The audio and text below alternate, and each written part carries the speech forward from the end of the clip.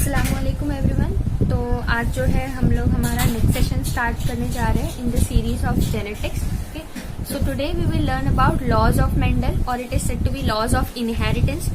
ये जो लॉज है वो दो क्रॉसेस के बेस पे है जो मेंडल ने किया था पहले, और जो हम लोग ने पहले ही स्टडी कर चुके हैं हमारे पिछले वीडियोज में, मोनोहाइब्रिड क्रॉस और dihybrid cross.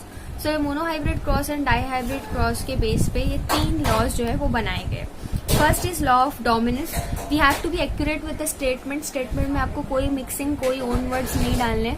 Okay, you have to be accurate with the words of the statement. जैसा है वैसे ही आपको लिखना होता है स्टेटमेंट। आई होप आपको पता हो कि लॉज और स्टेटमेंट को आप मिक्स नहीं कर सकते, आप अपने खुद के वर्ड यूज नहीं कर सकते। तो स्टेटमेंट को एज इट इज मेमोराइज करना है, एज इट इज लर्न करना है, आपको एज इट इज याद करना है। तो ये जो स्टेटमेंट है इसको समझना बहुत इंपॉर्टेंट है। इसको एज इट इज याद करने के लिए आप कोई रट्टा नहीं मारोगे, यहाँ पे कुछ नहीं करोगे, आपको डायरेक्ट रीडिंग नहीं करनी है। यहाँ पे आपको बस इसको समझना है। जब आप समझ जाओगे तो ऑब्वियसली आपको स्टेटमेंट जो है वो अपने आप याद हो जाएगी।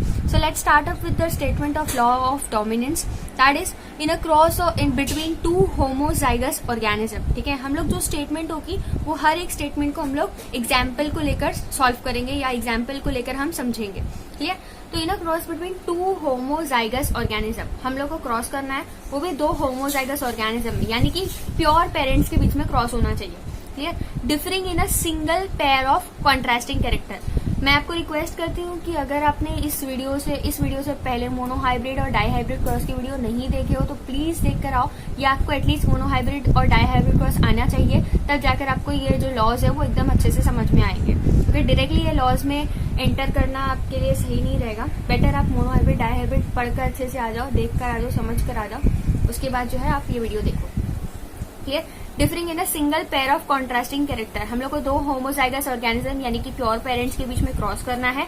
Okay, differing in a single pair. Single pair से आपको ये वर्ड से आपको रिकलेक्ट होना चाहिए कि हम मोनोहाइब्रिड क्रॉस लेने वाले हैं। क्लियर? मोनोहाइब्रिड क्रॉस में हम लोग एक कैरेक्टर को ही कंसिडर करते हैं। The character which is expressed in F1 generation is a dominant character. ये तो आपको पहले से पता है कि जब F1 जनरेशन आती है उसमें एक जो अलील होता है वो डोमिनेंट होता है, जो कैरेक्टर एक्सप्रेस हो रहा होता है वो डोमिनेंट है। Hybrid tall character is dominant one. तो जो एक्सप्रेस हो रहा है F1 जनरेशन में वो कैरेक्टर को हम लोग डोमिनेंट बोलते हैं, और जो सप्रेस हो रहा है या जो एक्सप्रेस नहीं हो रहा है उसको हम लोग रेसेसिव कैरेक्टर बोलते हैं। बस इतना ही है लॉ ऑफ डोमिनेंस, ज्यादा नहीं है कुछ, ज्यादा कुछ समझने के लिए इसमें है ही नहीं। बस इतना ही है, जो आपको पता है उसी का स्टेटमेंट बना दिया गया है। तो आपको लॉ ऑफ डोमिनेंस में इतना याद रखना है कि जब भी दो होमोजाइगस ऑर्गेनिज्म हो, यानी कि कोई प्योर पेरेंट्स हो जिनके बीच में क्रॉस हो रहा हो, और उसमें कोई एक पेयर ऑफ कॉन्ट्रास्टिंग कैरेक्टर को कंसिडर किया गया हो, तो जो F1 जनरेशन में जो कैरेक्टर एक्सप्रेस होता है वो जो कैरेक्टर होता है उसको हम डोमिनेंट कैरेक्टर बोलते हैं, और जो एक्सप्रेस नहीं होता उसको हम लोग रेसेसिव कैरेक्टर बोलते हैं। That's all.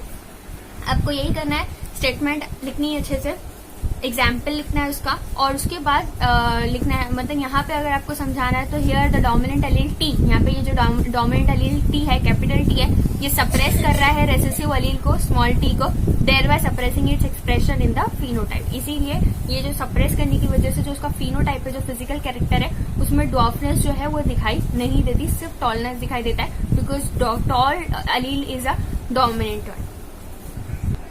सो जो है नेक्स्ट लॉ, आई होप आपको ये जो लॉ है लॉ ऑफ डोमिनेंस समझा होगा। नहीं समझा तो प्लीज कमेंट डाउन कि आपको क्या नहीं समझा या क्या डाउट है। वी विल इंशाल्लाह clear it in the next session. So next law is law of segregation, या इसको हम लोग law of purity of gametes भी बोलते हैं, और ये क्यों बोलते हैं ये हम आगे देखेंगे। सबसे पहले हम लोग देखते हैं law of segregation. Segregation word का मतलब होता है सेपरेशन, अलग होना। क्लियर? तो ये स्टेटमेंट हम लोग देखेंगे कि स्टेटमेंट क्या है, और जिससे हम लोग एग्जाम्पल लेकर समझेंगे। क्लियर? तो ये जो दो बेसिकली लॉ है वो मोनोहाइब्रिड क्रॉस के बेस पे, और जो थर्ड लॉ है वो डाईहाइब्रिड पे। पहले हम लोग ये सेकंड लॉ समझते हैं, जो कि मोनोहाइब्रिड का एग्जांपल जिसमें आपको लिखना होता है। क्लियर? तो when the two alleles of contrasting character are brought together in a hybrid union, अगर दो अलील्स को लिया जाए, दो गैमेट को लिया जाए, ठीक है, दो, मैं अलील छोड़ो, मैं गैमेट बोलती हूँ, ठीक है, दो गैमेट को अगर हम लोग लिया जाए और उस गैमेट से हम लोग एक हाइब्रिड जनरेशन बना रहे हैं, clear, they do not mix but segregate from each other. इसका मतलब ये है, एग्जाम्पल ले लो आप, यही एग्जाम्पल सेम ले लो। ये जो है वो एक लंबा झाड़ है, प्योर टॉल है, ये जो है पूरा इसकी जो हाइट है वो टॉल है, लंबा है, और ये जो है बौना झाड़ है। बट ये दोनों मिक्स होकर हम ये जो जब जनरेशन आ रही है तो हमको वो टॉल मिल रही है, यानी कि हमको मीडियम हाइटेड नहीं मिल रही। क्लियर? यानी कि ये जो टॉल वाला कैरेक्टर है और ये जो डॉफ वाला कैरेक्टर है वो एक दूसरे से मिक्स नहीं हो रहा, मिक्स होकर मीडियम हाइट नहीं बना रहा है। क्लियर? या तो इधर आपको टॉल मिलेगा या तो आपको डॉफ मिलेगा। यानी कि ये जो अब ऐसा क्यों हो रहा है, इसका सबसे बड़ा रीजन ये है कि जो दोनों गैमेट है वो मिक्स नहीं हो रहे एक दूसरे से। अगर वो मिक्स हो जाएंगे तो हमको मीडियम हाइटेड जनरेशन भी मिल सकती है, लेकिन वो मिक्स नहीं हो रहा है, बट सेग्रीगेट हो रहा है। क्या हो रहा है? बट सेग्रीगेट, इट सेग्रीगेट मतलब होता है सेपरेट होना, तो it separate each other during gamete formation. तो ये जो दोनों एलील्स होते हैं वो सेपरेट हो जाते हैं एक दूसरे से गैमेट फॉर्मेशन में, और अपना अपना अलग अलग जो है क्या बोलते हैं, अपना अपना अलग एक्सप्रेस करते हैं। क्लियर? अपने आप को अलग से एक्सप्रेस करते हैं। या तो वो डोमिनेंट जो डोमिनेंट वाला रहेगा, जो भी डोमिनेंट वाला कैरेक्टर होगा वो अपने आप को एक्सप्रेस करेगा। क्लियर? यानी कि कोई भी हम लोग को जनरेशन जो है वो जो कैरेक्टर्स है वो मिक्स्ड नहीं मिल रहे, मिक्स्ड कैरेक्टर हम लोग को कोई नहीं मिलता। इधर आपको टॉल मिलेगा या तो आपको डॉफ मिलेगा। सो सबसे इंपॉर्टेंट बात है कि they do not mix. Okay, gametes कैसे है? तो गैमेट्स की प्योरिटी मेंटेन्ड रहती है, यानी कि अगर ये मिक्स हो जाएगा तो ये जो गैमेट की प्योरिटी थी वो चली जाएगी। ठीक है? हम लोग को मीडियम हाइटेड जनरेशन मिल गई, तो हम लोग को F2 जनरेशन में भी आधे टॉल मिलेंगे, फिर कुछ ड्वार्फ मिलेंगे, फिर कुछ मीडियम मिलेंगे, तो जो गैमेट की प्योरिटी थी वो चली जाएगी। बट ऐसा नहीं होता, तो इसीलिए जो गैमेट है वो कैसे रहते हैं? प्योर रहते हैं। तो इसी वजह से यही रीजन है जो इस लॉ को हम लोग law of purity of gametes भी बोलते हैं। ठीक है? तो ये जो क्योंकि यहाँ पे इस लॉ के मुताबिक, इस लॉ के हिसाब से जो ट्रेट्स है, ओके, जो कैरेक्टर है वो ब्लेंड नहीं होता, मिक्स नहीं होता। ठीक है? तो जो गैमेट की प्योरिटी होती है वो मेंटेन रहती है, और हमको जो है एक हाइब्रिड जनरेशन मिलती है जिसमें कोई एक एलील जो है वो एक्सप्रेस होता है पूरी तरीके से। क्लियर? तो ये जो लॉ है आपको ये सेम स्टेटमेंट लिखनी है। स्टेटमेंट लिखने के बाद आपको ये एग्जाम्पल बताना है। एग्जाम्पल बताने के बाद आपको बताना है कि दोनों गैमेट है जो सेपरेट हो रहे हैं, एक दूसरे से मिक्स नहीं हो रहे या ब्लेंड नहीं हो रहे, इस वजह से जो गैमेट्स की प्योरिटी है वो मेंटेन रहती है। ओके, सो ये जो लॉ है, सबसे इंपॉर्टेंट बात है कि ये लॉ यूनिवर्सली एक्सेप्टेबल है। आपको ये भी बात याद रखनी है, आप ये पॉइंट अपने आंसर में ऐड कर सकते हो, that this law is universally acceptable. Clear? Sorry, next जो हमारा लॉ है जो हम लोग का डाइहाइब्रिड क्रॉस पे बेस्ड है, वो लॉ अभी हम लोग स्टार्ट करेंगे। तो इस लॉ का नाम है लॉ ऑफ इंडिपेंडेंट असॉर्टमेंट। ठीक है? इंडिपेंडेंट असॉर्टमेंट, इंडिपेंडेंट मतलब जो किसी पे डिपेंड नहीं करता। ठीक है?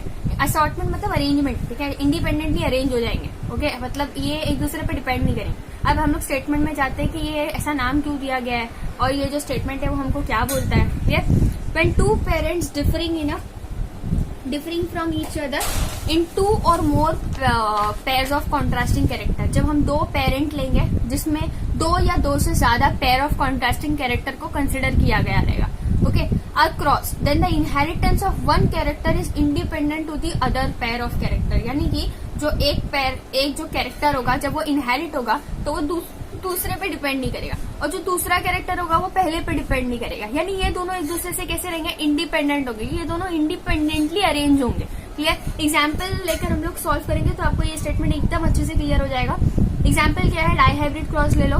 डाइहाइब्रिड क्रॉस में जो हम लोग का डाइहाइब्रिड क्रॉस अगर ले लेते हैं हम एग्जाम्पल के तौर पर, तो ये देखो यहाँ पे डाइहाइब्रिड क्रॉस है। डाइहाइब्रिड क्रॉस में हमारा जो पहला पेरेंट था वो येलो राउंड था, और ये दूसरा पेरेंट जो था वो ग्रीन रिंकल था। तो अभी हम लोग यहाँ पे दो अलग अलग पेरेंट को नहीं कंसिडर करेंगे, बल्कि ये सिंगल पेरेंट को कंसिडर करेंगे। इसमें जो येलो का कैरेक्टर है, ये जो येलो कलर जो है वो जब इनहेरिट हो रहा है, जनरेशन में आगे बढ़ रहा है, क्लियर, जनरेशन में इनहेरिट हो रहा है, जनरेशन में पास ऑन हो रहा है, तो ये जो येलो कलर है वो राउंड शेप पे डिपेंड नहीं करता। यानी कि अगर येलो कलर जाएगा तो राउंड शेप भी साथ में जाएगा, ऐसा नहीं है। क्यों? क्योंकि हम लोगों को देखो येलो रिंकल वाली भी प्रोजेनी मिल रही है, यानी कि येलो कैरेक्टर जो है वो अपने आप इंडिपेंडेंटली इनहेरिट हो रहा है। ओके, इसको राउंड शेप की जरूरत नहीं है, और जो राउंड शेप है वो भी अपने आप इंडिपेंडेंटली इनहेरिट हो रहा है। राउंड ग्रीन राउंड भी हमारे पास, यानी कि राउंड येलो पे डिपेंड नहीं करता और येलो राउंड पे डिपेंड नहीं करता। तो जो हमेशा जब दो क्रॉसेस हो, जब कोई भी क्रॉस होता है,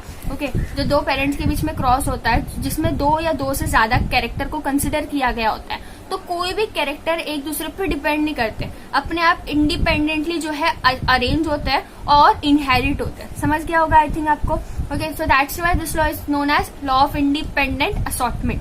क्लियर। एग्जाम्पल, आप डाइहाइब्रिड क्रॉस डालोगे, डाइहाइब्रिड क्रॉस में पूरा ऐसा लिखने की जरूरत नहीं है, सिर्फ आप यहाँ तक जाके रोक सकते हो, F1 जनरेशन तक। ओके, अगर आपको टाइम है या है तो फिर आप पूरा लिख लो, चलेगा, लेकिन आप यहाँ पे F1 जनरेशन तक भी रोक सकते हो। ओके, या आपको थोड़ा सा आगे बढ़ाना है तो F2 जनरेशन तक चले जाना।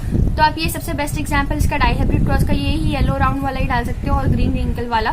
तो आपको यहाँ पे स्टेटमेंट लिखनी है, उसके बाद सेम एज एग्जाम्पल लिखना है, और आपको यहाँ पे नीचे लास्ट में कंक्लूजन लिखना होता है हमेशा लॉ में, नीचे कंक्लूजन, कि भाई हम लोग ने ये एग्जाम्पल लिए तो हमको ये जो लॉ है वो किस तरीके से इस एग्जाम्पल में प्रूव हो रहा है। ओके, तो आपको बताना है। तो आपको यहाँ पे लास्ट लाइन लिखनी होगी कंक्लूजन के तौर पे, the character of yellow colour is not linked with round shape. ठीक है, जो येलो कलर का कैरेक्टर है वो राउंड शेप पे लिंक नहीं करता, उस पर डिपेंड नहीं करता, और जो ग्रीन कलर है वो रिंकल शेप पे डिपेंड नहीं करता।